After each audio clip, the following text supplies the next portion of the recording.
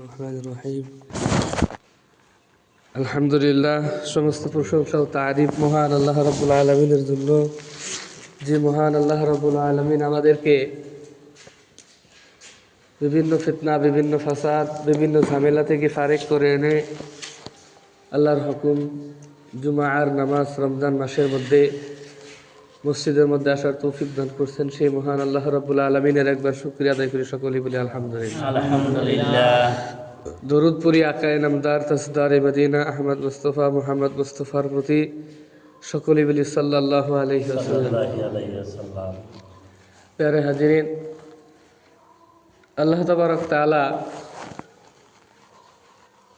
এই রমজান মাসটাকে এত গুরুত্বপূর্ণ করে দুনিয়াতে পাঠাইছেন। রমজান মাসটা এত গুরুত্বপূর্ণ আল্লাহর কাছে, যদি কোনো মানুষ জানতো তাহলে সারা দিন মানুষ আল্লাহর ইবাদতের মধ্যে লিপ্ত হয়ে থাকতো। এই রমজান মাসের মধ্যে আল্লাহ তাবারক তাআলা এত রহমত, এত অশিস মেহেরবান বান্দাদের উপরে করেন। এই মাসটা বড় রহমতের মাস, এই মাসটা বড় বরকতের মাস, এই মাসটা বড় মাগফিরাতের মাস। আল্লাহ তাবারক তাআলা এই মাসের মধ্যে বহুত বান্দার জীবনের অতীতের সমস্ত গুনাহ, বহুত বান্দার জীবনের অতীতের বহুত গুনাহ আল্লাহ তাবারক তাআলা এই মাসের মধ্যে মাফ করে দিবেন। এই মাসের মধ্যে কিছু গুরুত্বপূর্ণ ফজিলতপূর্ণ কিছু কর্ম, কিছু আমল আল্লাহ তাবারক তাআলা আমাদেরকে দান করছেন। কিছু গুরুত্বপূর্ণ ফজিলতপূর্ণ কিছু আমল এই মাসের মধ্যে আল্লাহ তাবারক তাআলা আমাদেরকে দান করছেন, যে আমলগুলো আমাদের প্রত্যেকজন মানুষকে করা দরকার। যেমন সারাদিন রোজা রাখার পরে, সিয়াম পালন করার পরে রাত্রিবেলায় তারাবিহের নামাজ আল্লাহ তাবারক তাআলা আমাদেরকে দান করছেন। কিয়াম, যদি কোনো মানুষ মান কামা রমাদান ঈমানান ওয়া ইহতিসাবান গুফিরা লাহু মা তাকাদ্দামা মিন যামবিহি, যদি কোনো মানুষ রমজান মাসের মধ্যে রাত্রিবেলায় দাঁড়ায়, তার মানে নামাজের মধ্যে দাঁড়ায়। কোন নামাজ?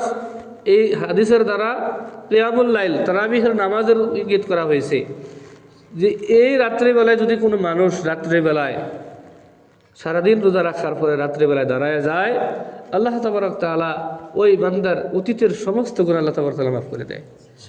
তাহলে এই যে নিয়ামতপূর্ণ আমলগুলো আল্লাহ তাবারক তাআলা আমাদেরকে দান করলেন, নিশ্চয় আমাদের প্রত্যেকজন মানুষকেই এই রমজান মাসের মধ্যে এই সমস্ত আমলগুলো বেশি বেশি করা দরকার আছে। আমাদেরকে আল্লাহ তাবারক তাআলা এই রমজান মাসে কিয়ামুল লাইল দিয়েছেন। তারপরে আল্লাহ তাবারক তাআলা পৃথিবীর মধ্যে এই রমজান মাসের মধ্যে আমরা কি করব? সব থেকে বেশি বেশি করে আল্লাহর কাছে মাগফিরাত কামনা করব।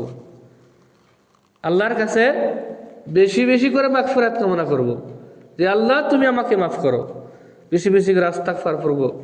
এই মাসের মধ্যে বেশি বেশি করে দান খয়রাত, দান সদকা করব। আমরা যত বেশি দান করব, অন্য মাসে যদি আপনি দান করার পরে যদি 1 টাকা সওয়াব পান, এই মাসের মধ্যে যদি আপনি আমি দান করতে পারি, আল্লাহ 700 গুণ পর্যন্ত এই 1 টাকার বিনিময়ে আল্লাহ বাড়াইয়া দিবেন।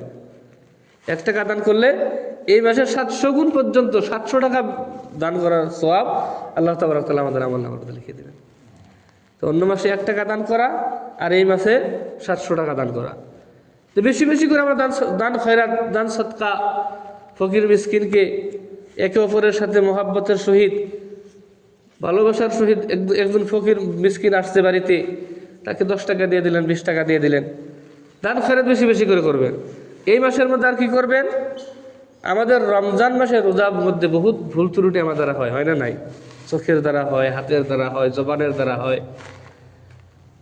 এই সমস্ত ভুল ত্রুটিগুলো আল্লাহর কাছ থেকে মাফ নেওয়ার জন্য, মাফ করার জন্য আল্লাহ তাবারক তাআলা সদকাতুল ফিতর নামের একটা বস্তু আল্লাহ তাবারক তাআলা আমাদেরকে দান করছেন।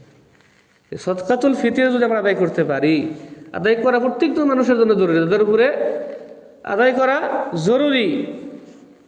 বেশিরভাগ মানুষ আমরা তো টাকা পয়সা হারাওয়ালা মানুষ, যারা ফকির মিসকিন তাদের জন্য, যারা গরিব মিসকিন, যারা ফিতরা হকদার, তাদের তো যাকাত বা যে কোনো বস্তু তাদের উপরে ফরজ নয়।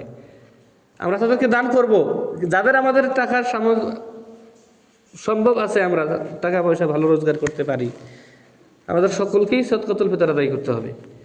সদকাতুল ফিতর কখন আদায় করবো আমরা? ঈদের নামাজের আগ পর্যন্ত। আমরা কি করি? ঈদের নামাজের পরে কি সদকাতুল ফিতর আদায় করি না? নাই। আসলে তো নিয়ম এটা না। নিয়ম হইতেছে সদকাতুল ফিতর আদায় করে তারপরে আমরা ঈদের নামাজ পড়বো। সদকাতুল ফিতর আদায় করে তারপরে কি করব? ঈদের নামাজ পড়বো। তো আল্লাহ তাবারক তাআলা আমাদের সকলকে আমল করার তৌফিক দান করুন। আমার ভাইরা, পৃথিবীর মধ্যে আল্লাহ তাবারক তাআলা এই মাসের মধ্যে কি করছেন? সদকাতুল ফিতর আমাদেরকে আদায় করার জন্য তাকিদ করছেন। আল্লাহ নবী সাল্লাল্লাহু আলাইহি ওয়াসাল্লাম তাকিদ করছেন এই সদকাতুল ফিতর আদায় করার জন্য।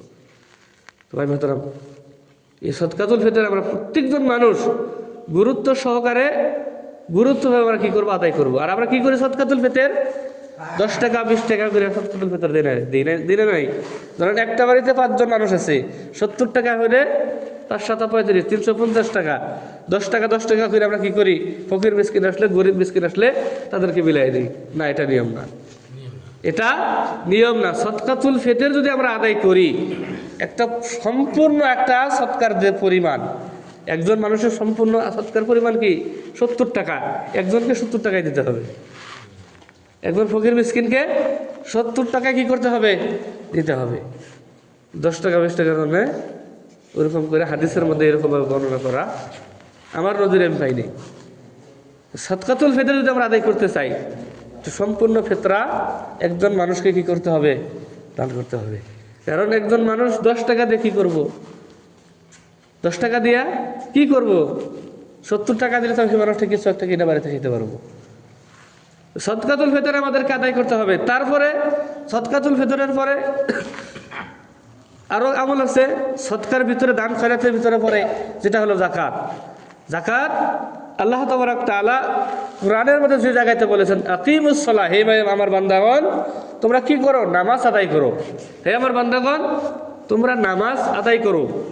ওয়া আতুজ যাকাত, নামাজ আদায় করার পরে তোমরা জাকাত আদায় করো। নামাজ আদায়ের পরে তোমরা জাকাত আদায় করো। এই জাকাতের বেলা আসলেই তো আমাদের কি হয়? বিভিন্ন ধরনের বিভিন্ন অজুহাত আরম্ভ হয়ে যায়। এক ব্যক্তি 2 লাখ 3 লাখ টাকা, বহুত ধনাঢ্য ব্যক্তি 2-3 লাখ টাকার জাকাতের মাল হিসাব করছে, আরো বহুত টাকার মাল বাকি আছে। 2-3 লাখ টাকার মাল হিসাব করার পরে যখন দেখলো 1 লাখে কত? 2,500 টাকা, 2 লাখে 5,000, 3 লাখে 7,500 টাকা।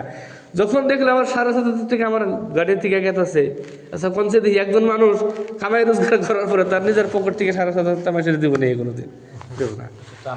টান বাজানো না, টান বাজবো, কিন্তু এটা কি?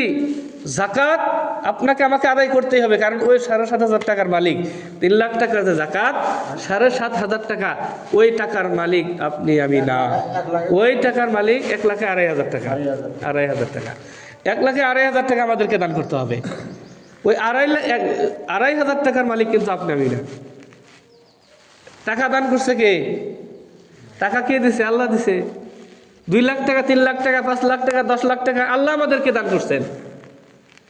সামনের কাতারগুলো একটু পুরা করে বলে ফাঁকে ফাঁকে বসে আর কি একটু দেখা যায়, সামনে একটু পুরা করে নিলে ভালো হইতো আর কি।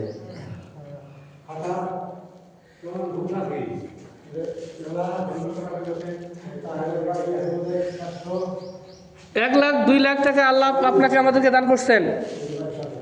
টাকার মালিক কিন্তু আপনি আমি না। আমি খালি কি করতেছি? আমরা আল্লাহর জমিনের মধ্যে যে কোনো একটা আবাদ করতে, যে কোনো একটা বস্তু করতেছি, আল্লাহ আমাদেরকে দান করতেছেন।